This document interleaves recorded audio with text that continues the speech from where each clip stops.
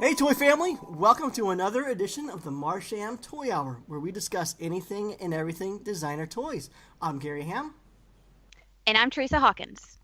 And Teresa, it's just you and I today, but we are being joined by someone, and we're actually going to continue on our collector series. And the last one we had was a couple months ago, and that's actually where we got to know you and Wendy for the first time, Wendy Stroud. It is, and I'm excited. This is going to be a lot of fun. Yeah, I know. You and another collector talking, this is going to be exciting. So the collector joining us, she's not your average collector. She's a Googler, and by that I mean she works for Google. And because of that, she gets to travel a lot. She travels a lot internationally and nationally. She's gone to a lot of different events and a lot of different exhibits internationally and stuff. And she's one of the founders of Broke Piggy. And also, she's a regular contributing writer for Spankystokes.com. So let's welcome Katherine Park. Hey, Katherine. Hello. I'm so excited. Starting with the he-he-he's. I love it. I'm a little worried to be on with you both at the same time. I think the enthusiasm level is going to be high. Yeah, you have to match our pitch and our laughter. I can't do that. I'm going to be keeping a cute count, that's for sure. We do both like things that start with the letter C. We do. As far as being collectors, yeah, you guys collect probably a little on the cuter side, but there's nothing wrong with that. So do I. So it's all good. All right, Kat, before we get jumping into talking with you, we should probably start off our first segment of the show that we always do. Is called Leaks and Sneak Peeks. And Leaks and Sneak Peeks is sponsored by the Toy Chronicle and Spankystokes. So for all your daily designer toy news, be sure to check out thetoychronicle.com and spankystokes.com. And Kat, what Leaks and Sneak Peeks is the segment of the show where we talk about anything that we might have seen on social media this week that we want to make the listeners aware of. So, being our guest, is there anything that you've seen that you want to share with the listeners? I'll be honest, I don't really have anything that comes to mind. You know, I get so much data in all my Instagram feed and Facebook feed that half the time, I don't think I even know I'm looking at something that's a sneak peek. I'm like, oh, that's cool. And then I just scroll past it. Yeah, I gotcha. Maybe a few of ours will spark an idea in your head, Kat. Okay. So, Teresa, why don't you go next then? Okay. I've got two. One's really not a new leak, but we've been talking a lot about the mini Erosion mollies that I saw a teaser of at 5 Points. Uh-huh. And Instinct Toy released a new teaser of a colorway version. And so for those that have already seen the larger mollies, they did kind of like a green dragony color and then a color that was like a creamy pastel-y sort of palette, mostly pearl and then accents of like pink and purple, called the Fantasia colorway. And so they decided to do the mini Erosion molly in that same Fantasia colorway. Okay, cool. So it looks really good. It's going to be on display at the Sofubi Shanghai Festival that is going on. It'll be going on the week during which the podcast releases. So hopefully there's going to be people there who take some up-close photos and stuff. But it's looking really good, and it's getting me really excited. And I'm getting kind of nervous that they're going to release it at like all these conventions and stuff I won't be at. But that was really fun to see because I've been looking forward to seeing more of those teas. Have you seen that one, Kat, the mini Erosion molly? No, I haven't. Man, you need to get on that. I know, I should. But it's super cute. It's like a Molly head with a crown sitting in like a cute little sitting position, but she's like a teddy bear monster kind of outfit. It's super cute. Let the tally begin. Oh, you're at 3 already. Believe me, I'm keeping track. Oh my gosh, I'm at 3? Yeah. Okay. Oops. Well, the other thing that I saw that was brand new to me is Candie, Bolton, and Piece of Art Toys are working on a new soft vinyl piece. Uh-huh. It is called Randalulu. I hope I'm saying that right. But it's this red panda figure. And I don't know if you've seen this teased on Instagram, but apparently they had like a wax figure prototype they had teased a while back I had missed. But I recently saw they've done a paint-up version preview. And it's this like super, super pretty, bright rainbow colorway. It's kind of like Lisa Frank style, like really bright, bold colors everywhere, partially transparent. It looks I'm trying not to say the C word, but it looks cute. Yeah, no, it's beautiful. It's beautiful. I think Lisa Frank's a good way to describe it. And I think last episode we were talking about how I personally have never been really attracted to clear pieces, and this is a clear piece, but what appeals to me that it's actually painted. I feel like when you paint a clear, it does help, I don't know, make it help stand out a little bit more. So this clear painted piece from Candie looks really great, and it's something I probably will, try to pick up. If you go to Piece of Art Toys on Instagram, they posted a photo of it. Okay, let me check. Yeah, so go check it out. It actually looks pretty big too. Like, I haven't been able to find a dimension, but don't you feel like it looks pretty big, Gary? Like a decently large piece? Yeah, I would probably guess it's at least 5 or 6 inches. I would say probably 5 inches. Oh, this is nice. Isn't that pretty? Yeah. And dare I say, cute. But it's like, to your point, like it is see-through, but it's not like completely see-through and clear because it's got that color addition to it. So I hope this is actually one of the colorways they're doing, but I've got to believe there'll be more to come as well. So I was excited. That was like I didn't even know it had been being worked. So I like it. Yeah, no, I love it. I remember seeing the original wax version of Randalulu. It's from Pieces of Art Toys, and it looked amazing. And now that we've seen the painted version, it's absolutely beautiful. And speaking of Candie Bolton and how her stuff is beautifully painted, but a lot of times she does like to work with that translucency. So I think this will segue nicely into my first leak and sneak peek. So out of left field this week, I think most of us were really surprised when we saw some news that Ikea and Maleras Glass company in Sweden, who's known for making beautiful glass sculptures, is set to release around April 2018 some glass figurines at Ikea. And there's actually going to be 8 artists involved, and some of which are actually very notable names in the designer toy scene, like James Jarvis, Joe Ledbetter, Michael Lau, Nathan Urevicius, Junko Mizuno, and even Course. So this news is very unexpected. It's still very early. Like I said, not until April 2018, but it's going to be cool to walk into an Ikea come April and see artists that we're familiar with sitting on Ikea shelves. I think it's going to be really neat. And it's also kind of a cool medium. It's, they're not toys, but they're going to be nice, heavy, beautiful sculptures. So I think that's really interesting.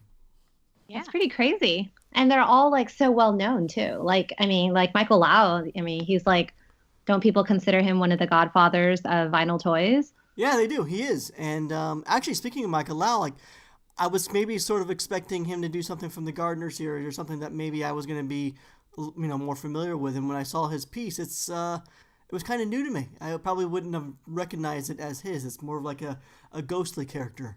But yeah, I do have an Ikea in Phoenix here, so I can see myself swinging by, maybe checking these out, and probably picking up a few. Yeah, I think it's really cool. Yeah. Go ahead, Kat.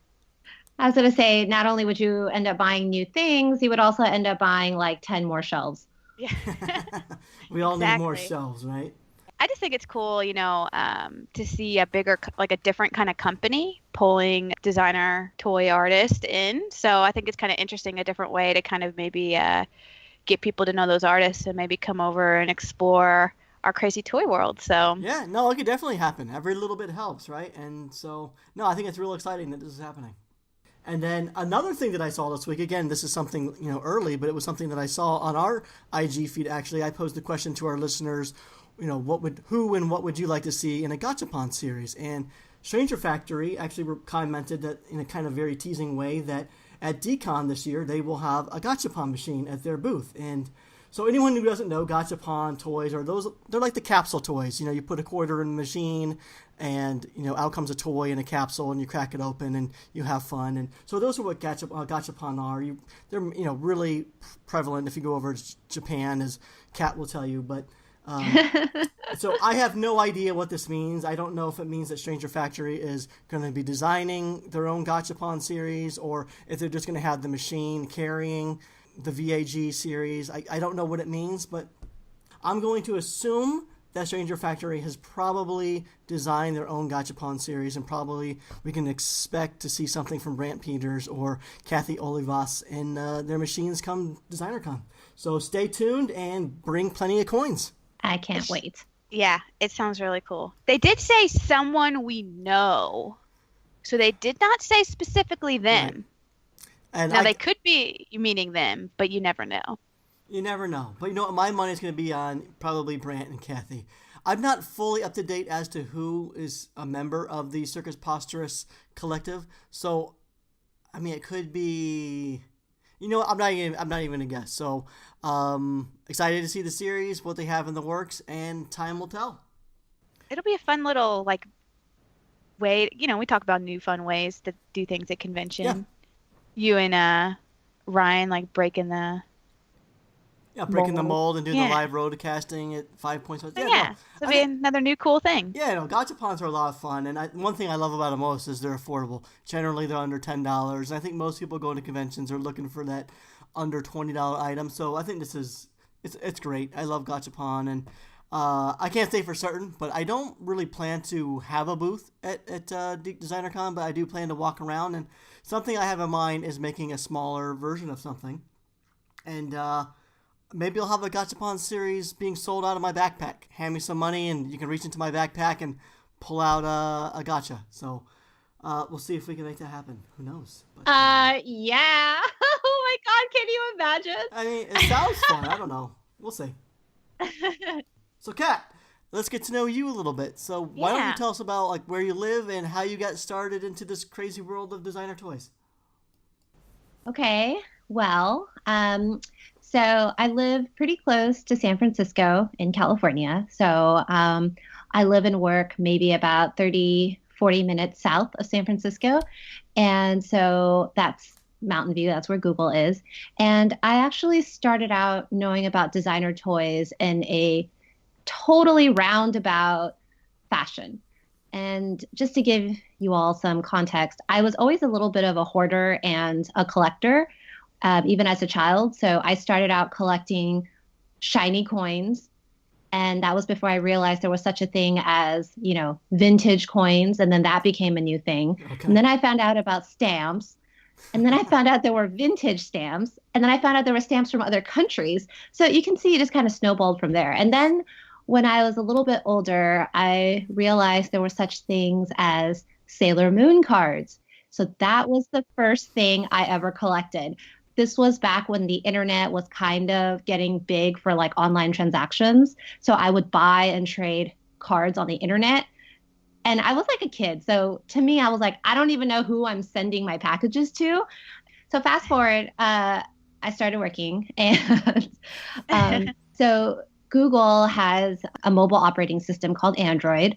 I'm sure many of you have an Android phone. I do. Me too. Yeah, see it like everywhere.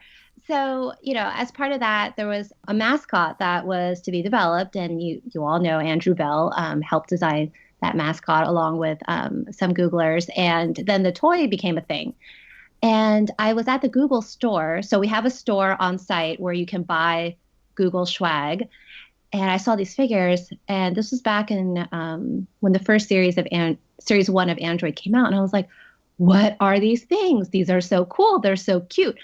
And I didn't realize they were collectible. So I didn't even keep the boxes. I let them bang around. They were all scuffed up. Good. That's what you should do. I know. But now fast forward and it's not like that anymore. But anyway, back then I was so happy with them. I would display them everywhere on my desk.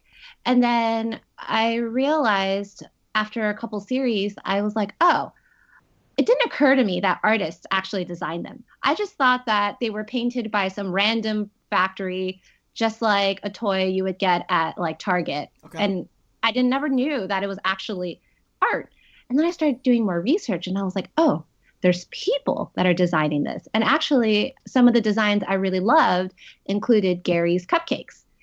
And that kind of just set off this whole thing where I was like, oh, so Gary Ham designed these cupcakes. Okay, what else does he do? Oh my God, he does all this other stuff. And then I started looking at all the other artists like Scott Tolson, et cetera. I was like, what is happening? You're welcome. That is how I started. And now I'm so poor because of all the toys that I bought. I know. It's a wormhole, right? It's just like once you get started, you can't stop. Yeah. And, you know, I don't know. Like, I'm sure my journey is just like everyone else's, where you start out as, oh, you want to complete the series that you like of the platform. And then you're like, oh, but I want to collect all the stuff that my favorite artists make.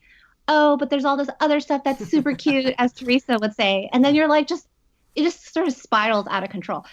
Earlier we've been talking about Instinct Toy and how I don't really follow the Molly series, etc. And this is actually something I willfully and mindfully do, because if I were to follow every single toy company or artist or whatever, I would buy everything. So I actually welcome to Theresa's world. It's chaos. So I have very much limited my scope so that I don't end up buying everything. I mean, Theresa, how do you handle all that? I don't know. I mean, I definitely don't have good discipline as far as I want to follow everyone. I like to see all the stuff, and yes, it's dangerous because I see all sorts of things that I want to buy, and a lot of times I do buy them, but I guess I don't have kids. I work a decent job, and I'm not one who goes out on the town, so to speak. So I guess you could say my fun money just goes towards toys. But yeah, I don't know. I mean, I try to budget and I try to be good. And I don't buy literally everything I see, but I mean, Gary, I've talked to Gary pretty close. It's literally at one point we were talking for a whole week. Literally every day I had a different package. Yeah. It's just dangerous. But yeah, I mean, literally your story sounds so similar to mine, because same idea where I found something I liked and then I saw Kid Robot on it and I was like, what the heck? What is this? And then you end up Googling or researching and suddenly it's like, oh my gosh, there's all this awesome stuff. I want it all. And so dangerous. Let me ask you both this. So, Kat, you said that you kind of keep a limited scope so you don't end up spending too much. But I know you collect pretty heavily. So when each of you goes to a convention, say like a 5 Points or a Designer Con, do you set a budget? And then if so, how often once you're at the event do you exceed that budget? I try to set a budget. I often go over it. Okay. So let's put it this way. If it's for an artist that I know is releasing a lot of stuff, kind of like what you did at 5 Points, and I know that's what I want, I'd be like, okay, it's an artist that I know and love. I don't care how much all that stuff is. That's just a sunk cost. It's going to be purchased no matter what. Okay. Where I sort of decide what's sort of more discretionary is the impulse purchase, right? Where I'm walking through let's say Comic-Con and I'm like, oh, I could buy this $200 signed comic book, or I could buy some vinyl toys. And then that's sort of where I'm not as diligent in keeping to my and you just do spending. Both, right? Sometimes. I've seen you at Comic-Con, and you look pretty frazzled. How much stuff you're accumulating. Plus, you're constantly running around to signings and trying to catch things, and that event looks pretty crazy for you. Yeah, it's pretty bad. What about you, Theresa? Do you set a budget aside, or do you end up busting out the credit card and hitting the ATM machine a little more than you would like to? So I think even Kat and I talked about this a little bit over Instagram and stuff, but I prepare. I'll fill out the spreadsheet in Excel. Yes. Of nerds. No, I'm not. It's good nerdiness. No, it is. You need it. And so what I do is I try to follow or save. Instagram has actually, I discovered it for 5 Points, Gary. There's a new save photo feature on Instagram. Yeah. Mm-hmm. And so I can create groups. So I created a 5 Points wants and other kind of, so that helps me kind of curate if leaks and leaks are coming out. But so I try to prepare ahead of time of must-haves. I'm going to this booth and I want to get at least this thing. I'm going to this booth and I'm going to get at least this thing. And I try to figure out okay, I just told myself I want to go buy all this. What am I telling myself I'm about to spend, right? Okay. And then I'll have a few that are maybes. I want to see it in person kind of a thing, or I'm on the fence, or I'm kind of interested and want to see it. Sure. And so, I try, but I'm not very strict either. I try to be really good to only go and get what I kind of had my heart set on, but obviously I end up buying things I didn't expect. Okay, so the Excel sheet and, planning out what you're going to buy and everything, that I totally get. So do you go as far as, Clark Griswolding it, where you like map it out, know the shortest distance from one booth to another, and all the time frames and the itineraries and all that sort of stuff? Yes, of course. Yes. You have to. Yeah. See, you print the map and then I color code it and I highlight must goes, maybe goes, interested, and I have to like. That's it's awesome. Important. It's important. But the thing is that so far, both Decon and 5 Points, there were booths that I just wasn't familiar with. Is it Sun Guts, Gary, that had the cute little shark? I just didn't know what it was, and I was so I had my plan already. That when I went down that kind of lane, I just didn't pay as close of attention. Like after the fact, I found out that Sun Guts had this like cute little boy in a shark outfit. I don't know if you've seen it, Kat. It's like a little shark boy. Yeah, and it also has like a matching like hammerhead looking friend. Yeah. Yeah. And so I was really sad because that was probably there and I could have got it, but it wasn't on my list. But yeah, Gary, I don't know. I have to be prepared. Like I have to know what but even so, like I went to Chris's booth. Chris's was one of the high ones on my list because just recently, having gone to events, is like the first time I've been able to purchase some of his larger scale items. That I'm just like loving it and going to town. And even when I got to his booth, I had one figure in mind and I ended up buying two. It happens. It just happens. Yeah, you can't plan it. That's funny. I like how organized you both are. That's cool. It's so necessary. And sometimes to make myself feel guilty, I don't know, Theresa, if you do this too, but at the end of a convention, I'll actually tally up my spreadsheet and see what I actually, so I'll have a pre-budget, like, okay, this is what I'm going to spend. And then I have a post-budget, like, oh God, this is what I actually spent. And I'll like actually look at it. And I was actually just looking at my spreadsheets just now while you were talking, just to see what my average spending was at Decon. And I'm kind of like, Yeah, I don't put myself through that pain. Like people have even asked me like, "Oh, like how much did you spend?" I'm like, "I'm not telling you that. I'm not telling you that number." Okay, Kat, you're married. Theresa, you have a boyfriend. Like, do you ever have to hide some of these over expenditures from your significant other, or do they not? Do they not care? My husband doesn't care. I don't know if it can be noticed anymore. Like, I think at this point I have so much that it can be maybe kind of hard to notice the new, like from an outsider's perspective, right? Like if I just add it to my shelf, I don't know how noticed it is. Does that make sense? Yeah, so no, I totally get that. Now, Kat, like, does he collect as well, or does he at least understand and appreciate what you collect? So he doesn't collect. He doesn't really care what I do, but he is supportive in that when I start complaining about space and saying that, oh God, I have to sell stuff, I just don't have any more space, he'll actually tell me to keep it. And he'll just say, oh, we'll just buy more shelves. And I'm like, no, you're not supposed to encourage me. It's so funny because I get that too. Because like I was kind of at a moment of, oh God, like I spent way too much money. What have I done? I should sell some stuff to get some costs back. And so I've got some Momiji dolls, which I don't know if you're familiar with those, Kat. I have Gary's. Okay, Yay! so yay, one of the best ones. I love that they did some artist ones. And so I've got some of the, so to speak, rarer ones that can sell for a decent amount. And I had kind of like created this pile of, I think I could get X amount of money for these. Should I do it? And then I was talking to my boyfriend. I was like, I think I'm going to sell these. And he's like, why would you do that? You love your Momiji dolls. And I was like, I know. And he's like, don't do that. So I was like, okay. So I didn't sell them. Yeah, it sounded like you really had to struggle with that one, huh? I mean, I want to keep them. I like everything I have, but I agree. Like, and I'm kind of, I mean, I've seen like your photos you post, Kat, and like you have for sure full shelves, like full on full shelves. Yeah. Is it a dedicated room in the house? Is it everywhere? Like, how do you store and display?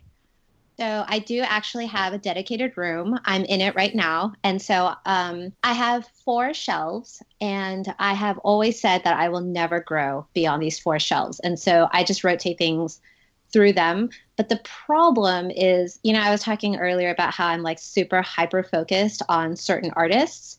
So that kind of presents problems when I have a random one piece from an artist that I don't normally collect. So then I have to like shove it into an artist's shelf and hope that no one notices. So oh, the horror. Like, I don't know. I'm very particular about how things are. So as an example, I was super obsessed with KVs, right? Hey KV. Yeah. I have pretty much almost all of them. I think I'm missing only 3 pink ones. And for the longest time, I only had KVs in that shelf. And then I was like, oh, but I have these Fluffy House figures. I'll just put one in there. So I have one Miss Rainbow hidden in there. And then I'm really into Neko Atsume, that little like cat collecting app. And I bought a whole bunch of gachapons when I was in Japan. And so I shoved those in there too. And so now it's not just KVs anymore. But yeah, so anyway, and then on the floor in the room is a whole bunch of random stuff. So the DTA Denny's, speaking of recent releases, are on the floor. On the floor? On the floor. No. Gary, mine are too. What? I have them in a pile from when I was taking my photo for Instagram. That's disrespectful. They're loved. They've been touched. They've been played with. But to quote behind the counter, those are shelf-worthy. Yeah, on the shelves. Gary, you don't even know. I'm sure know. Kat is like me. Yes, everything's shelf-worthy. I don't have enough shelves. I picture, for some reason, both of you. I know you both receive several boxes, probably monthly. Some people receive several boxes daily. And you can't probably, unload and set up on shelves as much as possible. You probably have boxes, like, hidden behind sofas, just trying to keep the house tidy. But you're like, I want that box out of the way. So there's a box behind the sofa, a box under the end table, a box in the closet. But I'm right. I can tell. Gary, you are literally describing the state of the room. Oh gosh, my dining room table. See?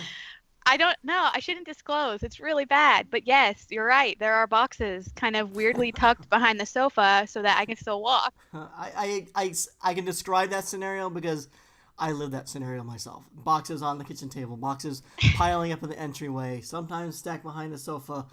I mean, sometimes I just don't always get around to unloading packages right away, and sometimes they'll just sit there until I get to them.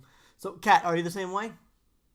I do have a lot of boxes, but I have been trying to force myself to not have so many boxes. So, at the very least, I don't have like the outside package boxes, if that makes sense. Like, there's no brown boxes, but I do have the item boxes just hanging out. Okay, so I'm looking at my floor right now, and I've got the DTA Denny's on the floor. I've got, so Bjornik a while back released an AP set of his chest Denny's. Yep. Those are still in the Denny boxes on the floor. Actually, I have a whole box of, oh, this is so bad. I have a whole shipping box of stuff from Japan. So I was in Japan twice last year. And at the end of the year, I went in like October, November. And my hotel had this wonderful shipping option where you just bring whatever you want and they'll ship it for you. I shipped home 4 giant boxes full of random crap that I bought. And these are huge boxes. These are not like Amazon boxes. They're huge. And I managed to unpack 3 of them. And then I have 1 box just sitting on the floor full of stuff. And actually, Theresa, I think you would like this. But so I don't know if you know this, but in Japan, they have something like called a lottery system. It's kind of like a blind box, but not really. So what happens is, let's say Sanrio is doing a special on Pom Pom Purin for the month. And you can go and you can buy lotto tickets. And for every lotto ticket you buy, they will rip it open. And in the ticket, there will be like some letter. The letter is the prize that you get. And so they'll have a poster with all sorts of prizes. And so it can be things like a Pom Pom Purin notebook or a fancy pen or whatever. Yeah, super cute. So what I did not know, because, I don't speak or read Japanese, I didn't realize that there is basically a golden ticket. If you are the person to buy the very last ticket in that, box of tickets, you get an ultimate prize. Did you get one? I did, but I'm so ashamed to say I basically brute forced my way to the end. Oh my gosh. I went up to them and I saw what the grand prize was. So the grand prize was a cooking pot with pom pom purring on it. I mean, why wouldn't I want that pot? So Right. Oh, yeah. Brute force to the max for that one. Yeah. So I was like, okay, so how much is a ticket? And I think it was like the equivalent of like 500 yen, which is give or take 450 USD. Okay. And I was like, how many tickets are left in the box? And I think it was like 15 tickets. I was like, I'll just buy them all. So I bought I bought all the tickets because it's like $75. And I ended up getting the pot. And I ended up getting all these other crazy prizes because I also got a humidifier. I got a whole bunch of like soap dispensers and notebooks and everything. So I needed to ship that home because there's no way it was going to go in my luggage. So anyway, just something to look out for. I did it twice. Yeah. I also found another one. It was the Neko Atsume, like the cat collecting app story. And they were giving, the grand prize was a blanket of these cats. And I was like, oh my God. And so I kept going back every day and buying more and more tickets. And then I finally got it. That's awesome. Okay, Gary. So 2 things. Trip One, to Japan. we need to go to Japan. Gotcha. Yes. Okay. And Kat, I'll go in your suitcase if I have to. Totally Wait, awesome. do you go mostly because of work or for fun or? No, I actually go for fun. So, okay. I know Gary mentioned earlier I travel a lot for work, and that is true. I'm actually traveling for work in a few weeks internationally, but Japan, I have never traveled for work. That has always been for fun. Okay, cool. I'm going to give you my shopping list next time you go, okay? No, all right. Gary, we will go. No. Start saving We're just up. gonna. It's not a cheap we're trip. go. Okay. I know. It's not. It's very expensive. But we keep talking, and every time I hear stuff, I'm like, I just want to go. I just want to go. And I know it's going to be super dangerous. I'm going to do the same thing as you. I'm going to buy like the most absurd amount of stuff and have to ship it all back, but it'll be totally worth it. But the other thing is this lottery ticket thing sounds so awesome. Why are we not doing it? Gary, you need to do some toy lottery grand prize thing. Someone somewhere somehow maybe we can have like a decon lottery and it's like cross booth and like different booths have different tickets for different things, but then if you get a certain ticket you get some like big cool thing. Now other people have done lotteries for that, like win a giant 20-inch custom by buying a lottery ticket, and they kind of have instilled that, but no, but you don't get anything because you just buy the chance to win. Like the whole thing is there's a prize for every ticket. Gotcha. Right. Yeah. And like it's not like, oh, like, yeah, I get what you're saying. That's like a traditional raffle.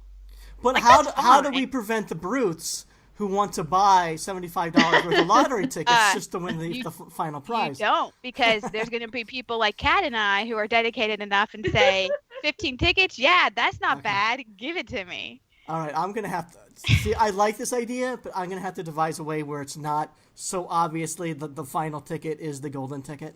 There's got to be a way around it. But yeah, no, I like this. Let's start brainstorming for Decon. And I think this is a good spot to mention some of our other sponsors. So we have printsonwood.com. So if you're an artist or photographer and you've ever wanted to have your artwork or photography printed on beautiful, sustainable wood, then be sure to check out printsonwood.com. They do amazing work. They have worked with a wide variety of artists printing their limited edition fine artworks on wood, so they can help you out. So check them out, printsonwood.com.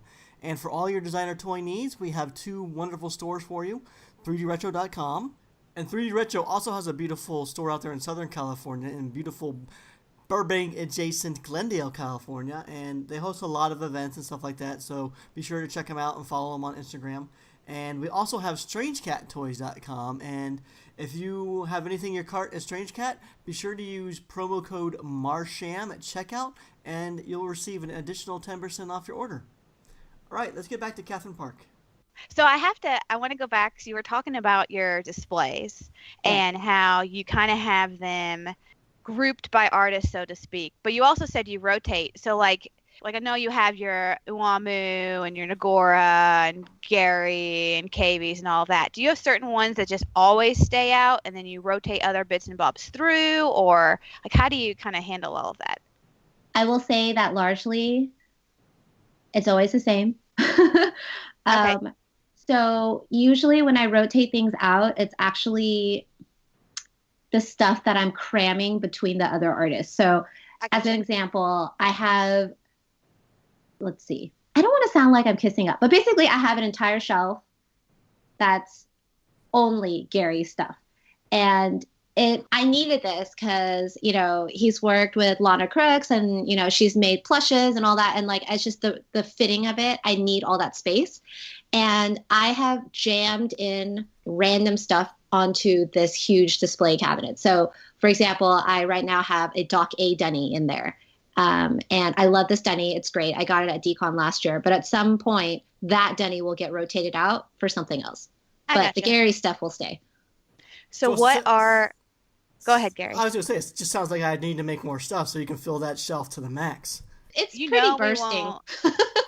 We will not say no to more Gary Ham stuff. All right. Agreed. And Kat, I told Gary, I said, if we don't get chibi Gary characters like mini Whoopers and mini Hermes, oh my God. I mean, that would be amazing. Well, stay tuned. Currently in development.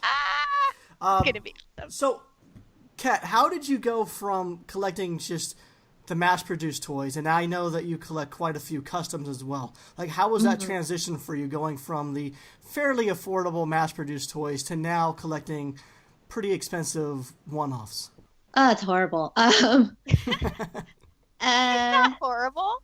It's awesome. Yeah, so that's actually funny that you mentioned that, because I've gotten to a point where if it's something that I know I really like from a certain artist, I tend to only try to get their customs or something that they've touched. So as an example, let's say that like Gary releases new Android design.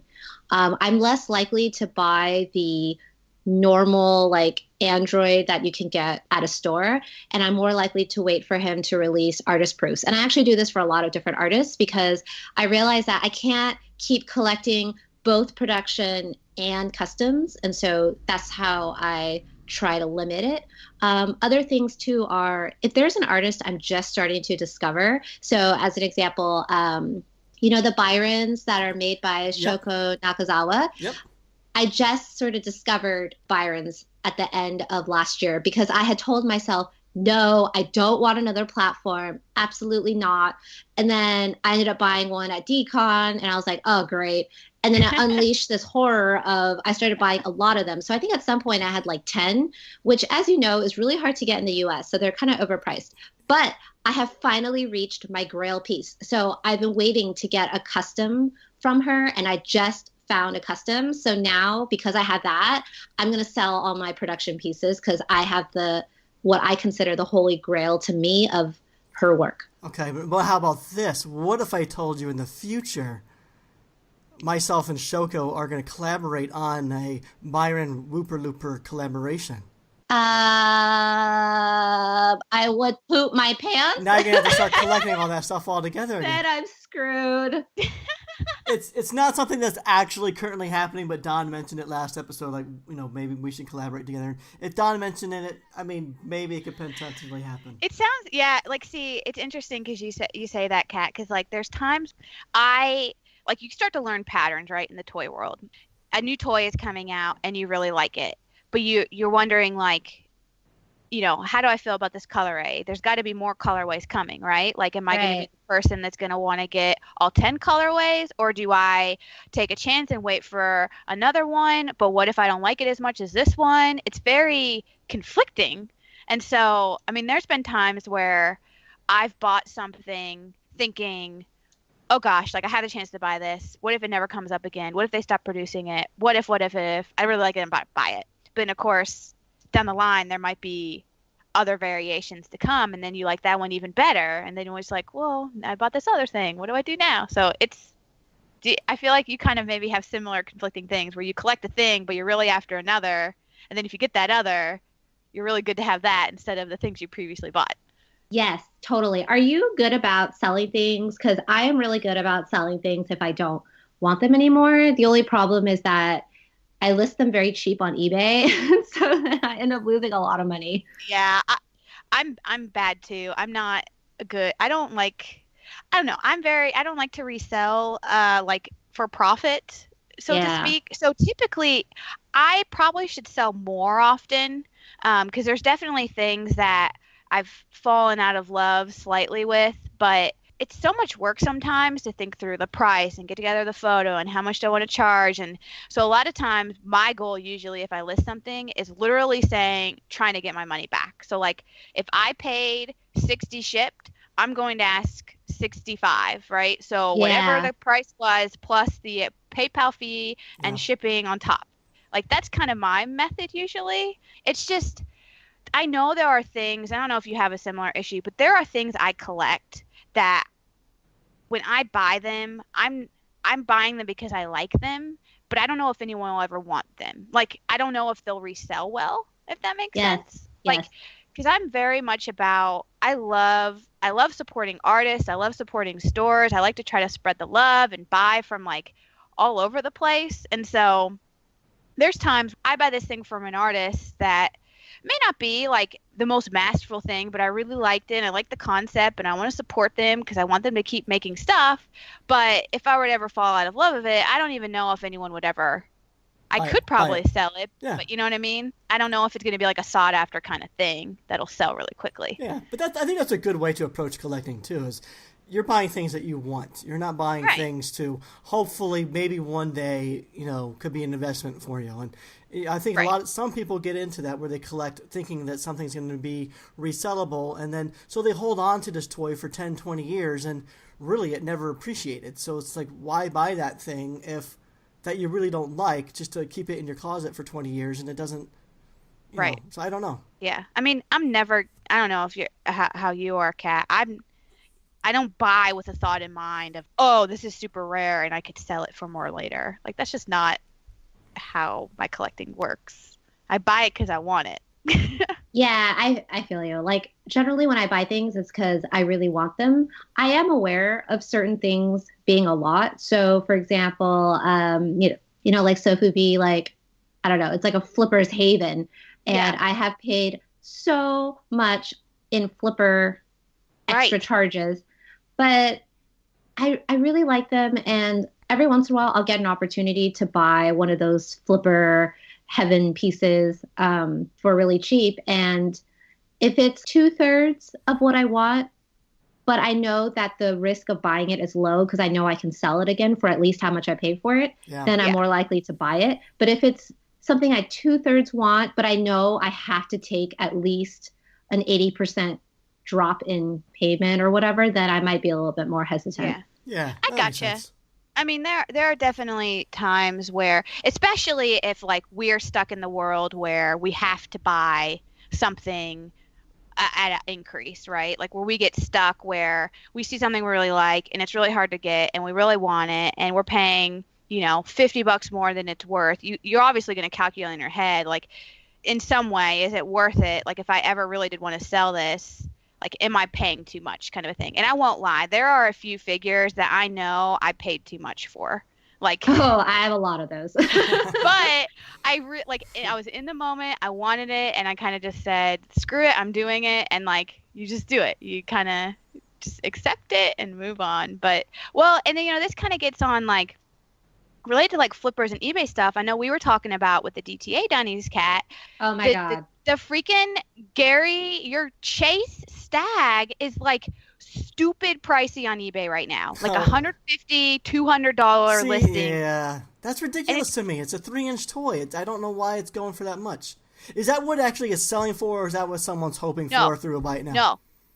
I was following it's what I sent you a screenshot of. Someone had listed and they did what I like, right? They listed at a really low price for bidding, but it got bid to over $150. Someone bought it for like $160, and then there was another listing that sold at $200. So I mean, people are buying it at that price. Yeah, I mean that's crazy to me. I mean, hopefully who's ever buying it is buying it because they really want it and not just falling for it because it's a chase and hard to get figure. Like, as long as they're okay with spending that sort of money, like, because I would assume when someone's buying something for $150 or, it was a $12 price point and they're going to pay $200 for it. Like, as long as they love it and they're okay with paying that much money, I'm okay with it. But I would assume it's not going to appreciate much more in value than that. Like, but I would say, like, as far as flipping, I prefer it when people just put it up, like, at a low price. Let's say start it at 12 and just let it go a normal auction. Let 20 bids, go, and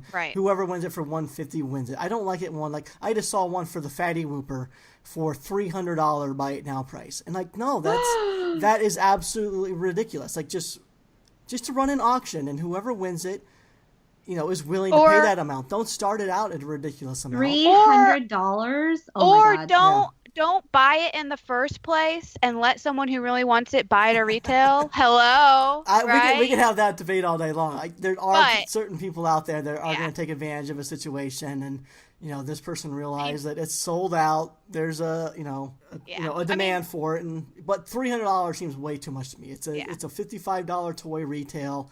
They're trying to get 6 times its worth right out of the gate a week later. It's ridiculous to me, but. Is that the way how the Dunny series work? Are all the chases from that series? Is that kind of how it typically works, where it just goes for a real steep, flip? Well, it's because it's a 1 in 96. Well, actually, okay, I take that back. It's a question mark, so it's not really clarified.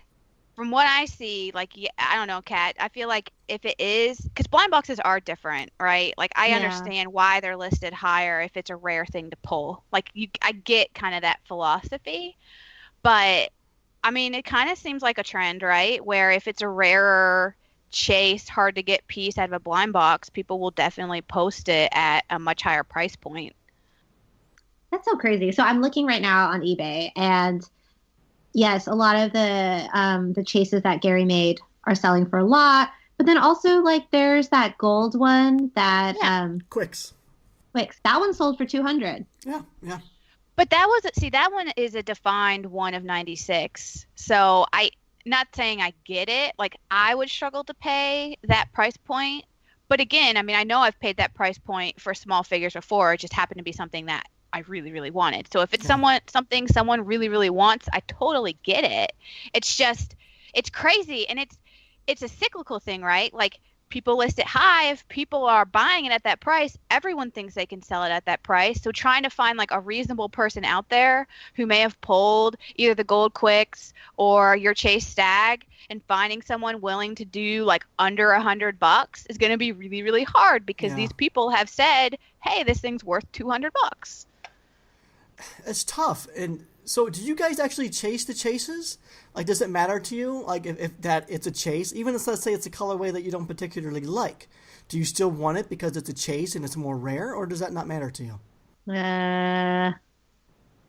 Well, I would say in my younger collecting days, when I was less wise, I would probably say, oh my God, I have to get it. But I'm not a completionist anymore when it comes to, like, Dunny series or even Android series. I've stopped trying to be that person. Yeah. I think for me now, what I really care about is if I can complete something that is specific to an artist. So speaking of Whooper Loopers, this new Whooper that was released at 5 points, and thanks so much for the help, Theresa. I seriously cannot thank you enough. But I have every single one of your production Whoopers, Gary. And so I was like, oh my God, I have to have it. That one would have been something I would have paid, like, well, I don't know if I'd have paid $200 for it, but I would have paid more than what it cost so that I could complete my Whooper set. But Dunnies, not so much. Yeah. Well, here's what's kind of disappointing about the Dunny now flipping for, 150 or 200. It's like, I haven't received my samples yet. I don't know how many I'm going to receive, but I have to assume I'm going to receive, at least maybe 2 or maybe 3 of the gray chase version. And usually I want to sell those or make those an AP. But for me personally, I cannot price it at $200. I'm not going to set it at that ridiculous price. So I can't sell those now, because I feel like if I sell it to 50, it's going to potentially land in a flipper's hand who's just going to now sell an AP chase for $300. And I don't want that to happen. So I guess now, so congratulations, Kat, Theresa. You guys are each probably going to get a chase auto sag Dunny if it comes in. Yay! I can't sell it now. I don't know what to do with them. I'm not going to hoard them. So we're hitting the jackpot. Yeah. Maybe. Well, yeah. I mean, it's hard. I mean, I get it. Like, I get the rarity thing. I'm also like Kat. Like, I don't necessarily. It depends on the series from a completionist standpoint. Like for Dunnies, like this series, for example, I just went for ones that were to my taste that I really, really liked. So it's, I like your stuff, Gary. So the fact that one of yours is a chase, it makes it something I want because it's your design and I like it a lot and I want it, but I'm not at a level where I want to pay $200 for it. So. Right. Well, that's good. At least people, want it. My always concern is people are chasing a chase just because they think it's more rare and more valuable. But as long as people want it, that's all I care about. I mean, I think there's probably those people out there who like the rarity factor. I'm sure there are people out there who like to collect things from a rarity standpoint. Yeah. Like, okay, Thimble Stump Hollow, when they released that series, they did 2 boxed colorways, Leprechaun and Carnival, but then they did 2 other colorways. One was Tropical, that was like convention exclusives, super hard to get, only like 100 made of each. Impossible, I didn't even try for them because I just wasn't going to those conventions and I just didn't want to try. But then they had mixed in with the 2 blind box series, this Buttermint Chase colorway, and with each case, you could get 2 chases. And that is something that I did get into because I loved the colors. The palette of the Buttermint was super pretty to me. And so I became obsessed with trying to find people who had chases that didn't want them. And it's super hard to find them. And I'm not going to go and buy like a million different cases of the same colorway to get 2 different chases and all of that. So like that was an instance where I did resort to eBay and probably spent more than I should to acquire some of those chase colorways. Okay, interesting. I mean, that makes sense. So when you guys say like a mini series, do you prefer to buy the case or do you just go like on eBay and just pick up the ones you want? Because I know some people that will buy the case just to get the ones they want and then they'll just turn around and resell the ones that they have dupes of or just the ones that they don't want. So what's your approach to something like that? That, I think, really depends. So the DTA Dunny series, I have actually been looking forward to it for a really, really, really long time. I think I pre-ordered it like months ago. And it's because there were so many artists that I love in the series. There's like the Bots and Andrea King and like all these folks. And so I think for me, buying the whole case made sense. When Scott Tolson released the Odd Ones, I bought the whole case. But for most scenarios, when I don't really understand the theme or I only like one artist and they only have like 1 or 2 Dunnies, I just buy the individual ones on eBay, sometimes for too much, but it's either that or I buy a whole case. It's cheaper than buying the whole case and most of the time. Yeah, it's totally a choice thing. It's totally series dependent. Now, since we're talking about blind boxes, and I know what's really nice for you, Kat, is you live near Woot Bear, so I've seen you there quite a bit. You can actually go see things in hand. Teresa, that's not always the case with you, but with blind boxes, how crazy are you guys about trying to find the ones you want? Do you pick up the boxes and shake them? Yes. Like, do you know that the bots one, you know that the bots, the rocket one's probably going to be the heaviest one in there. Plus, it's going to probably be pretty bulky. Like, do you go by weight and shake? How crazy are you guys about that, doing that sort of stuff? I'm a box shaker. Are you a box shaker? Totally. You got to. Like, yeah, what kills me? There's this one store, to not be named. It's not Ultra Pop. It's a different, like a comic store. But they will purposefully mix up the case, and it drives me bananas. Oh, so you're talking about when someone like on Kid Robot posts the case layout, and you're going off of that? Maybe, someone once, there was one series, and I had heard maybe that chases might be in the corners. Yeah. I don't know. Okay. So you just think, oh, okay, I'll pick a corner one, give it a little shake, and we'll see how it feels.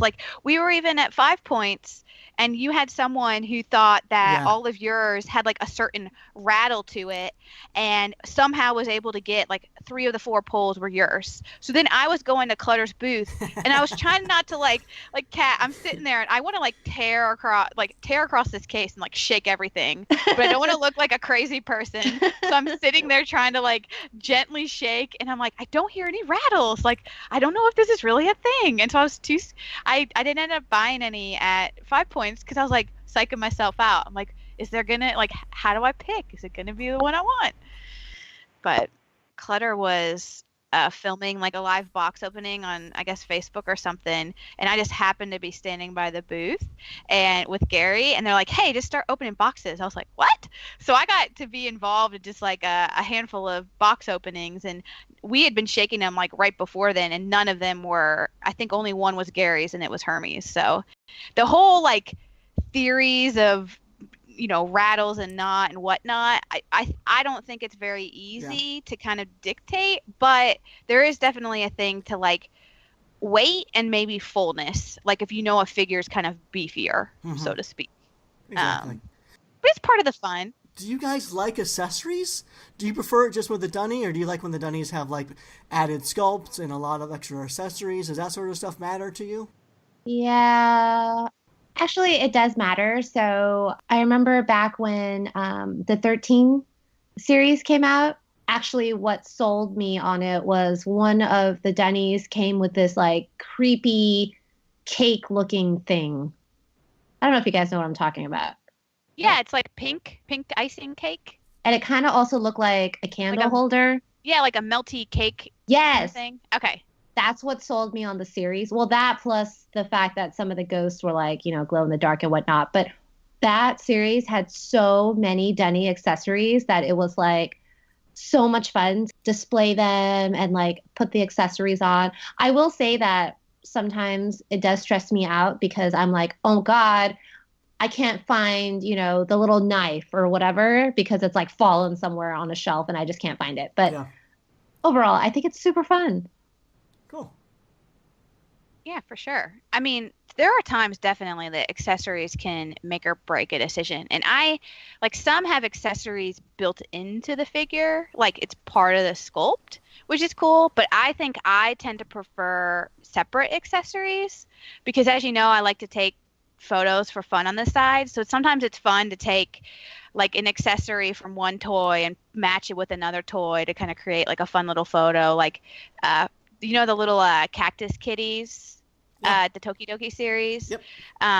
Like all of them come with like some little small thing. So it might be like the cat one had like a ball of yarn, or it had like a little bag of catnip. But one of them, the like American kitty, had a little hamburger. So right? And so like I like to pretend like my other toys are eating food. Like, you know what I mean? Like I'll take Labbits, like the little Labbits that have the little drinks, and then one that doesn't, I'll put the little burger in front of it, and then it's like they're having a little lunch date. Like, oh my God, that's so cute. So stuff like that. Like, it's fun to mix, for me, to like mix and match accessories that are with other stuff together. And so I obviously collect toys that where like the toy is holding a thing in the sculpt or whatever, but it's more fun for me when they're sort of removable and I can play around and mix and match. So I like accessories. They're fun. Okay, now this is something that Theresa and I have talked about offline. Let's just see what Kat's feelings on it are. But, you know, Theresa and I, we don't particularly like toys that require a stand to stand. Where do you stand on that issue? Like, do you care if your toy can't stand by itself alone? Like, it requires something to hold it up? Is that a deterrent for you? You know, I'm looking around at my shelves right now, and I don't even think I have a single toy that can't stand on its own. Okay. Yeah, so I guess that kind of answers your question. So, like, recently, we saw this really cool Mondo release. It's Guardians of the Galaxy, so it's Groot and Rocket. And Rocket is standing upon a pile of, like, guns. And when I look at that, I look at the figure and I'm like, I would like that a lot more without those guns. But I think it would be probably too top-heavy without those guns. So I'm assuming it's required. And I'm not going to buy that toy because of that. Like, if they told me those guns were removable, I would have bought that toy already. So, Gary? Yeah. I bought it. Oh, no! The price is good. The price is really good. It's a great, 9-inch figure for like, $55 or $60? Ended up being a little higher. Shipping was like $15. Okay. But we were talking about it, and I agree, but I wanted it. So even with the weapon pile. For me, though, Gary, so like, yes, I agree. That's kind of a stand, but it's part of the figure. It is. They hit it, yeah. So what bothers me more, Kat, maybe like Nenandroids. Am I saying that right? Nenandroids? The ones that require like a simple base. They're not really thought out. They don't add any design. Yeah, like a clear circle or like a white circle or just something where it's not part of the design. It's just literally a functional thing because they made it too top heavy or like the feet aren't sturdy enough. That's where it kills it for me. So I don't know if you ever like consciously think about that, Kat, but that's to me like a big deterring factor. Like I don't want that to ruin the aesthetic of the figure. Oh, that's interesting. Yeah, I don't think I've actively or, consciously thought of that, but, none of my pieces have any base that it needs to rest on. I would say probably the only things that I have that can't stand up straight are like stuffed animals, like the Hey Cavies. Yeah. If you just have one, it doesn't really stand up. But, other than that, I'm looking at all my toys right now and they all stand up on their own. Well, that's good then. When you're talking about the cavies, I know you can probably just squish them down and they will stand on their own. So how do you feel about other toys, like say like a needle felt popsicle that obviously can't stand on its own? You probably have to lean in against something. Is that deter you? I probably wouldn't buy it. Yeah. Yeah, it's just one more thing to worry about. And also, Theresa mentioned that she's seen some of my shelves and they're like super crowded. If I have to worry about something falling over and taking out half of the shelf with it, toy dominance. That would annoy That would me. stress me out. Yeah, so I think I just would rather stay away from it. So even when we're talking about bases, so like even the customs you buy, because I've seen a few people when they design customs that they'll design like custom bases or like custom displays that go with it. So do you feel like you also don't really tend to get a lot of customs built that way as well, that they're more just like the figure itself? Ooh, that's a good question. I'm trying to look around. Yeah, no, they're all by themselves too. Okay. I think probably the closest thing I have to a custom base might be when Scott Tolson released his AP 8-inch Lotus Dragon. Yep. They come with this like beautiful lotus shaped base, but Denny can stand without it. So yeah. Well, and honestly, if you're going to do a base, like that's the way to do it, right? It complements and belongs with the figure. So like that's a base I could get behind. And also it's more of an accessory than like a required component to stand. Okay, I was just curious because I've seen a mix in the custom world of, some people get really into kind of creating a scene with the figure, which I think is really cool. But I just didn't know if you kind of ever tended towards a mix of that or sort of self-standing. So it sounds like you, whether subconsciously or not, stand alone. So, Kat, you said that you're not a completionist and you pretty much collect the artists that you like and want to support. Mm-hmm. For some collectors, color plays a large part of their collection. Is there any certain colors that appeal to you more than others, or do you collect certain colors? Do you have like a blue shelf or anything like that? Ooh, I was thinking about that, and I definitely tend to trend towards pinks and purples and blues. I don't have them grouped by color. I have them grouped by artist, but you can definitely see a trend. So like Jeremiah Kettner, I love his coloring, and he goes through these different phases. So you can actually tell which phase he's in based on the way the color and the patterns are. Okay. And like there was a period where he did a lot of blues and warm pinks, and I really liked that period. And then he sort of transitioned to like a more like lavender, pink sort of, and I also really like that. And then I really like galaxy colors. So Mark Nagata does a lot of galaxy style paint jobs, and these are like kind of the the more airbrushed paint. There's also Gotu-san who does a lot of that for like Uamo and other sofubi, so I tend towards that. But basically I like really bright colors. Okay. Yeah. Okay, so Kat, well, let's talk about some of your other things. We're getting to know the collector, but we said you're not the average collector, so let's get to know some of the other things that you do. How about, let's start with Broke Piggy. You're one of the founders of Broke Piggy, but I don't think it's ever been really well known who is behind Broke Piggy. It's always just kind of been a secretive brand. How did Broke Piggy come about, and why do you guys want to be so secretive? I don't think we're trying to be secretive on purpose, but really it was just a group of people who really love toys, who all have various good relationship with artists, who wanted to have an opportunity to do something together. And so, I guess like-minded people seek out like-minded people. And I don't even remember how this whole thing started, but basically we were just like, oh, let's do something. Let's think about doing a series with the bots. And then it just kind of like spiraled from there. And last year at Decon, we had other things at our booth too, right? Like we still had the bots collaboration, but we also had the Break Metal series and we had all sorts of things. And I don't know. Honestly, it was just people who wanted to make toys. And I think part of maybe why it's so fun is because I think it's just collectors who we're not in it to make money. It's not like we sell things at a profit and then like go on wild shopping sprees afterwards. Like literally every penny that is earned, if any, goes back into let's work with this artist. Let's, bankroll that toy. Let's do that. So I don't know, it's just fun. Okay. Cool. How many people are there? Is it just you and one or two other people, or is it several collectors doing this? You don't have to say their names, but is it is it a collective? Yeah, it's a decent group of people. It's not like one or two people. And the group is fluid, and there's like a set of people who are more hands-on, but the group size can kind of change. There's like, like it depends on what we want to do, who's interested in what. And, like we're all friends. So if somebody has, I have an idea for a decon this year and I'd love to work with this artist. And then we're like, sure, let's do it. So it really depends on, there's like no number of people. Okay. So I know it's super vague, it's like but a collective, but there's no exactly. There's no set president or anything like that. It sounds like you guys you're just friends and friendly and kind of coordinate well together and just kind of take projects you guys feel like jumping aboard. Yeah. And what I think is actually really great and kind of scary at the same time is that we all sort of trust each other. And I think it's nice to have that trust because I feel like people get weird with money, right? Like money is just one of those things. And when you're investing ahead of time before a show and you don't know what's going to happen and, and you've got all sorts of differing opinions, it could rapidly turn into disaster. But luckily we haven't had any of that drama. Well, that's good because you're exactly what you're saying is tricky. Yeah.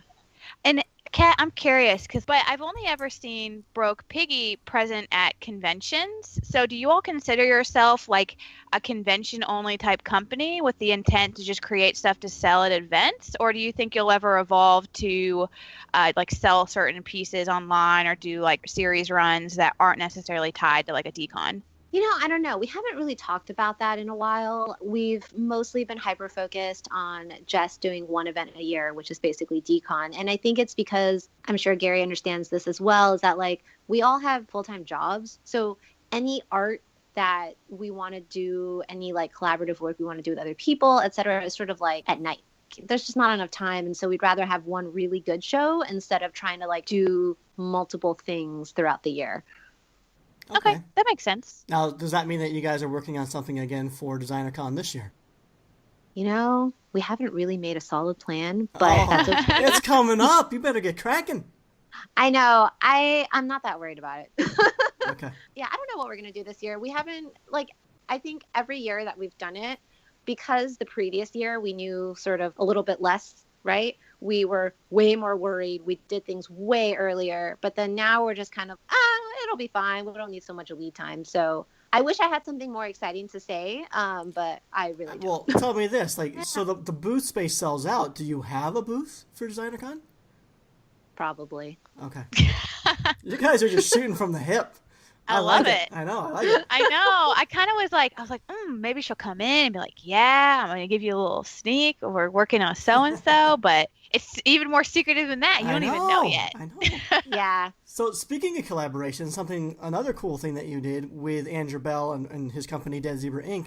is you like you said, your gateway toy was the Android mini collectible, and you actually got to help collaborate on Doogler, which was... Oh my God, I know. It was like a dream! Well, yeah, so why don't you tell us, how do you go from being a fan and collector of it to all of a sudden now working with Andrew to collaborate on a mass-produced toy with him? I don't know. All I can say is Andrew's awesome. Agreed. I mean, I think... I don't know.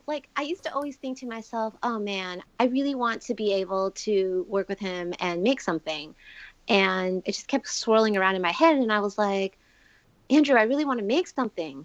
And he, Andrew's always like, sure. But I never really knew whether or not he was serious, because lots of people say sure, but then when it comes time to it, they're like, it's just not a good idea.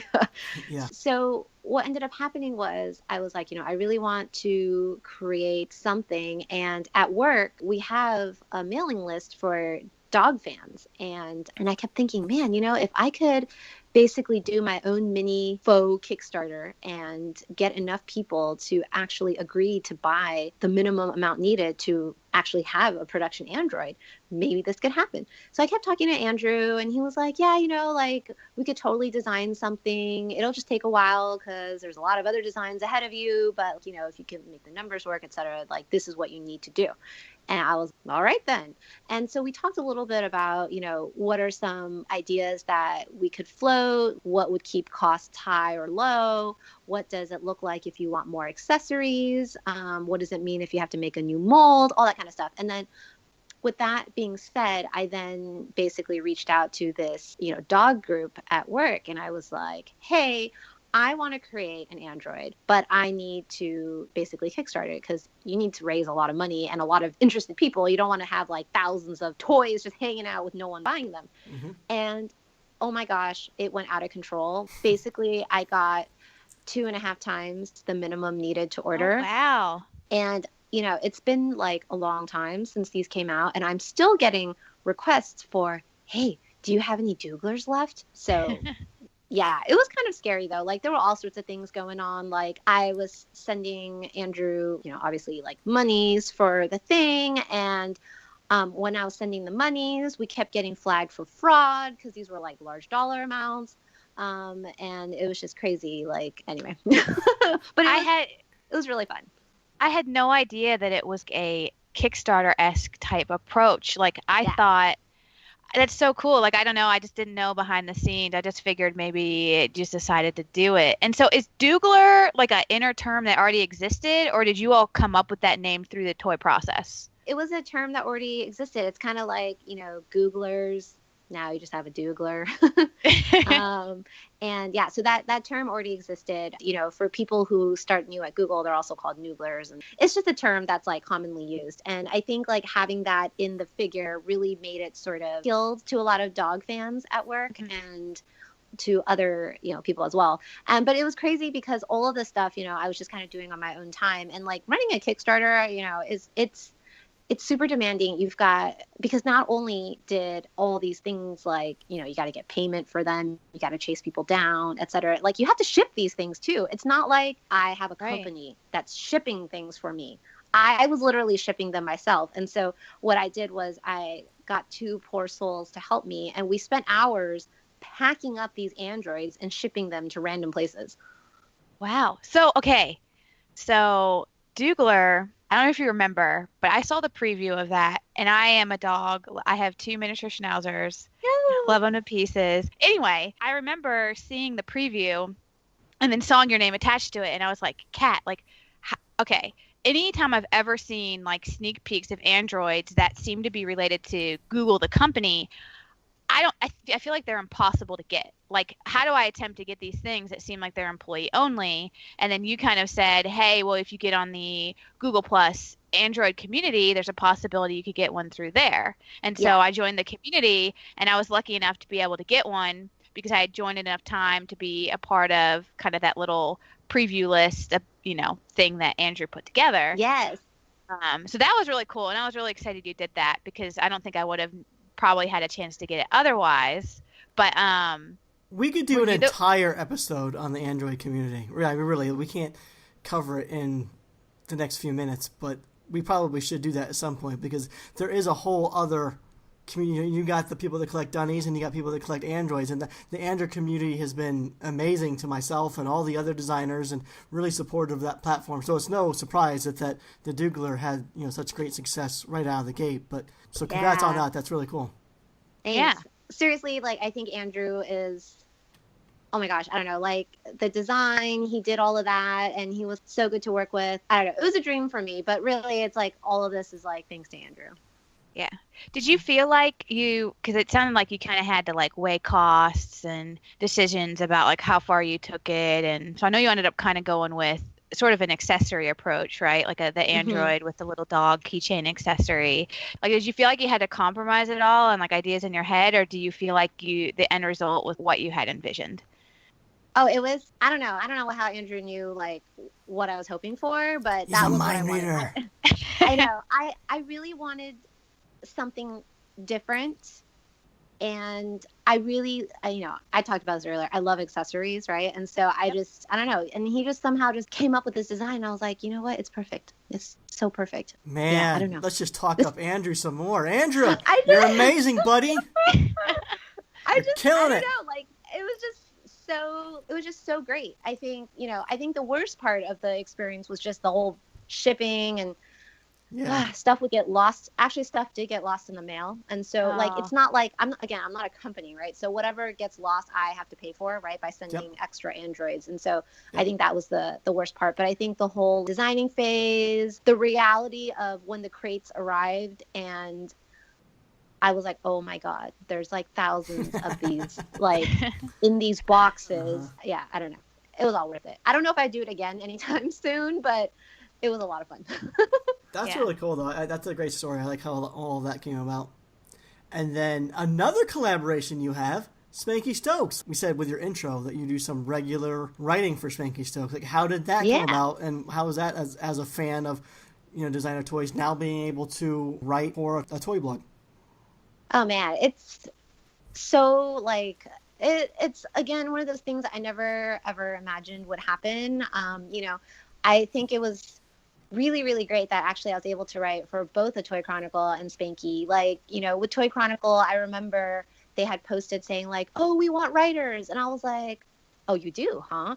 And I had signed up and it was great. And they like gave me my first foray into blogging. And it was just really interesting to not just be a consumer of toys and things, but to really try to understand maybe more of the like design process or more about maybe the artists themselves. Cause, like I've talked earlier, I'm like super hyper focused on just some artists, right? And I think blogging sort of forces you to not just write about the same people, especially if they haven't released anything in a really long time. Sorry about that. Yeah, so, Gary, what's up with that? Yeah, I am dropping hints here. So anyway, starting with Toy Chronicle is great. Like Gary and Andy, they like gave me a really great start, and they gave me a lot of tips on like, how to like word things. And, I don't usually use blogging software, so that was fun to learn. And then Banky and I have been friends outside of blogging. Like he was looking for writers at some point too. And, I felt like, oh, he probably needs a writer. So, okay, I'll come write for him. And with him, I've been able to focus on stuff that I think his blog doesn't focus on as much. So, for example, Uamu and all those like cutesy things that I like. Spanky is not the kind of person you would describe as liking cute things. So I'm able to sort of provide that perspective. But it's a lot of fun. It's a lot of fun going to shows and having an extra reason to be there, right? Because maybe I might be like, oh, I'm too lazy to drive up to Woot Bear today. I just want to, stay at home. But I'm like, but wait, if I go, not only will I see the artist, I can write about it later. So, lots of really good things. Now, do you still write for both of them? No, I'm a one blog person. So I wrote for Toy Chronicle for a period. And then when Spanky was like, oh, I need help, then I switched over and started writing for Spanky. So.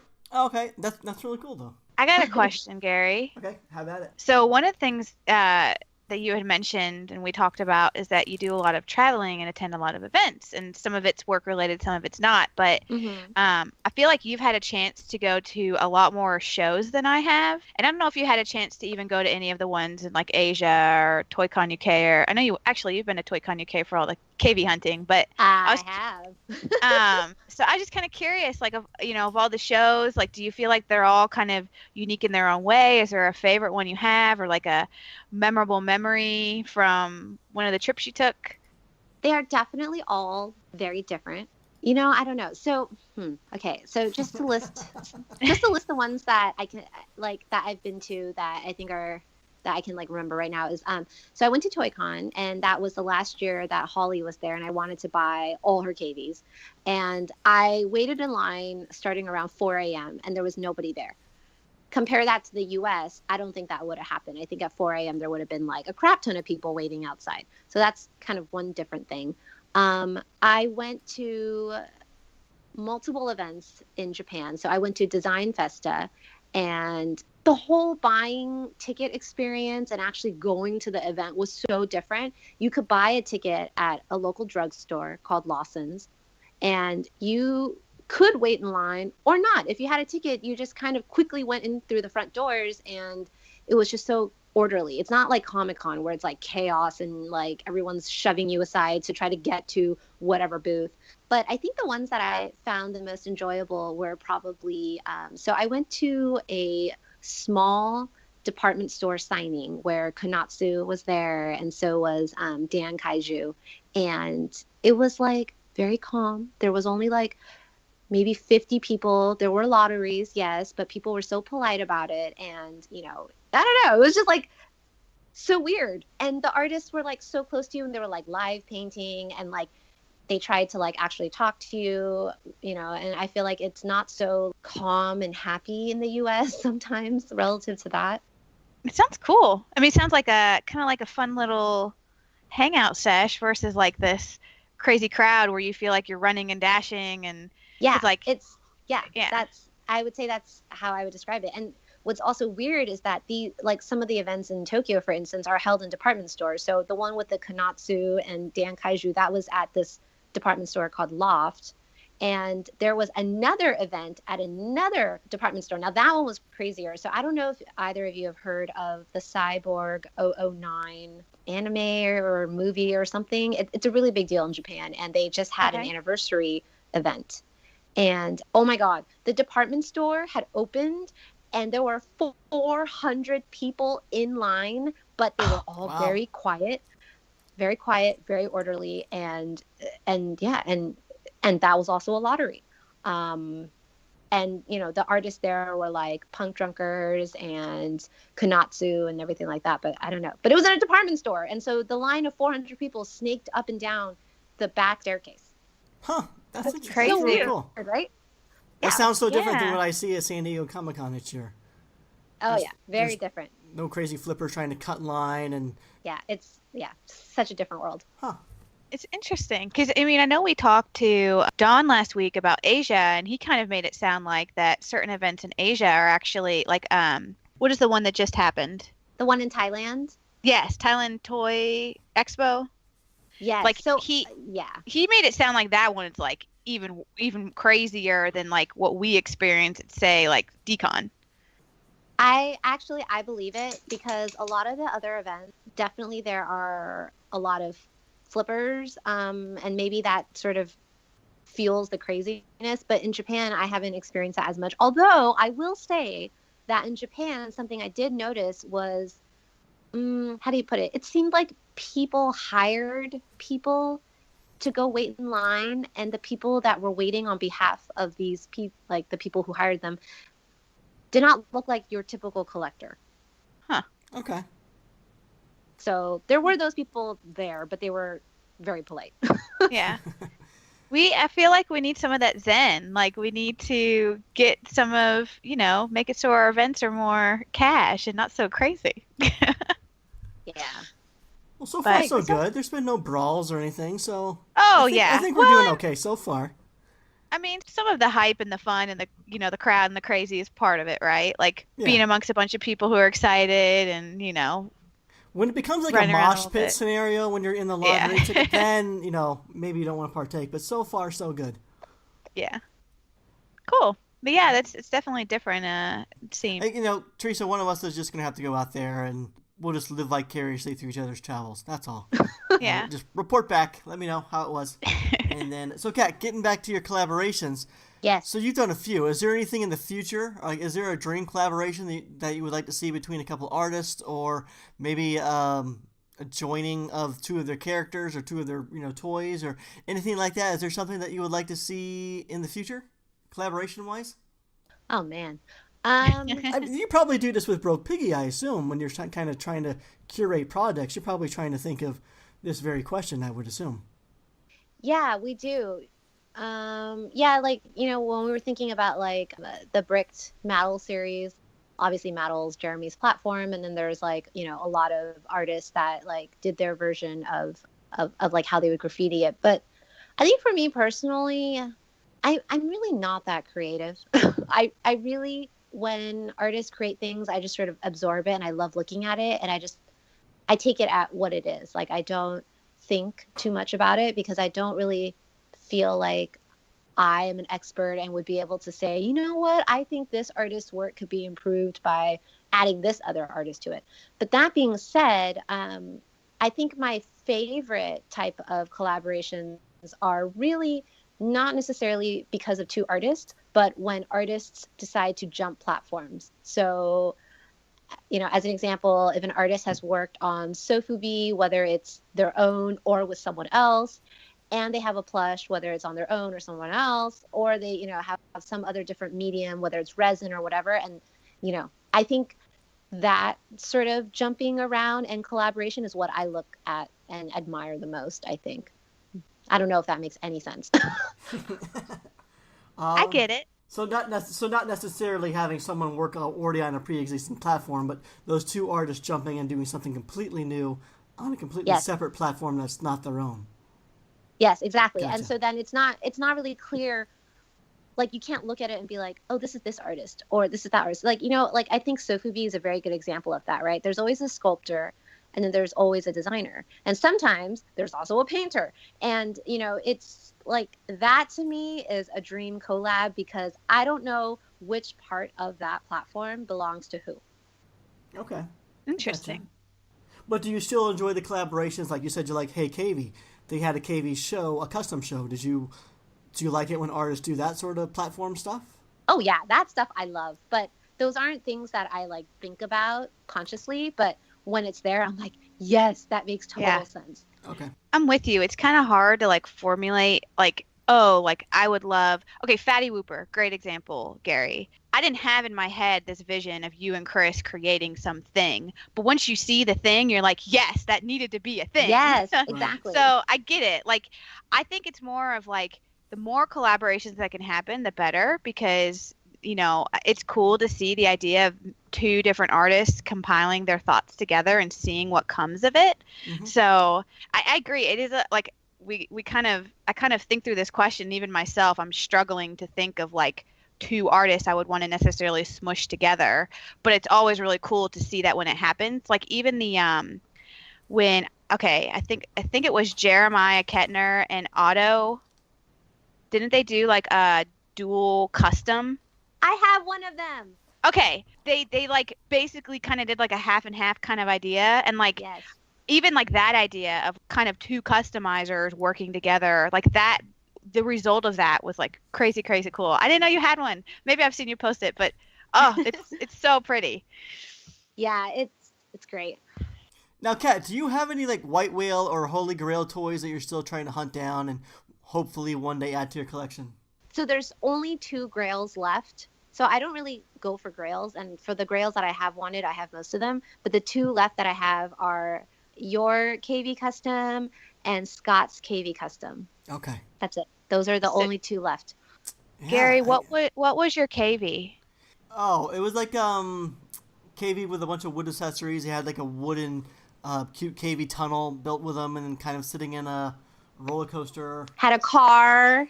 Oh, yeah. I just Googled it. Oh. Yeah, so I have no idea who has that, Cat. It's like sometimes you just never know, you know, where these things sort of end up. It's nice to know sometimes you'll find one on Instagram and you'll see photos of, you know, what it looks like displayed in the collector's collections. But, you know, a lot of the times the collectors are private and they don't always, you know, share that they have the piece. Yeah.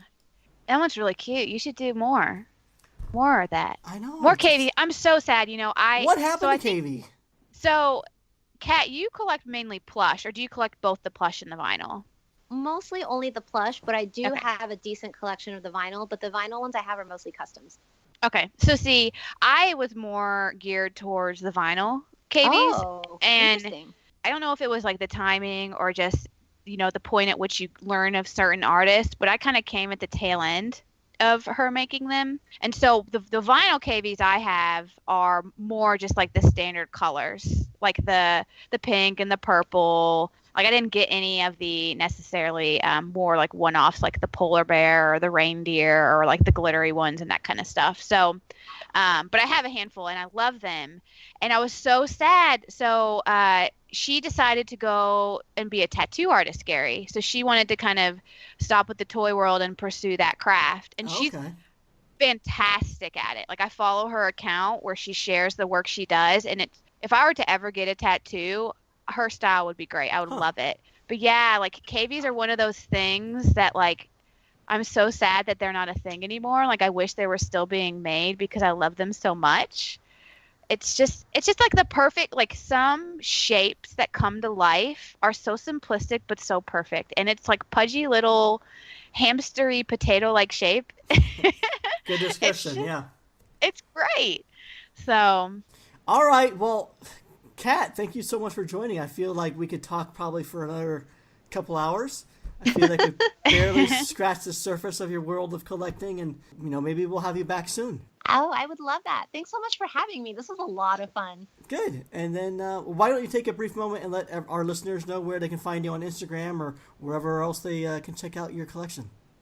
Okay, sure. So I'm at Mr. Bear 04, and that's totally spelled out, MisterBear 04 on Instagram. And you can see pretty much only toys on there. That's basically all I post. Good. Okay, well, thanks again for joining us. How about you, Theresa? Where can people find you? Sure. And I just want to say, Kat, it's been great to finally chat, and hopefully I will see you at DesignerCon in person. Yes, that will be great. Oh my God. So it's going to be great. Gary, come have Cute Fest with us. Okay, I've been tallying. I don't know if I lost count, but I'm up to 12 cutes. Doesn't sound like very much. I know. I'm thinking I just didn't write some down. Maybe in editing I'll retally. 12 sounds way too short. It does. I think I said you can't cute. get shrunk off of 12 cutes. Yeah. Well, I am Theresa Hawkins, and you can find me on Instagram at tmhawk24. And I am Gary Ham. You can find me at superham.com or Gary Ham on Instagram. This has been the Marsham Toy Hour. We do this every week, not because we have to, but because we want to. So until our next transmission, we're signing off. Bye. Bye. Bye.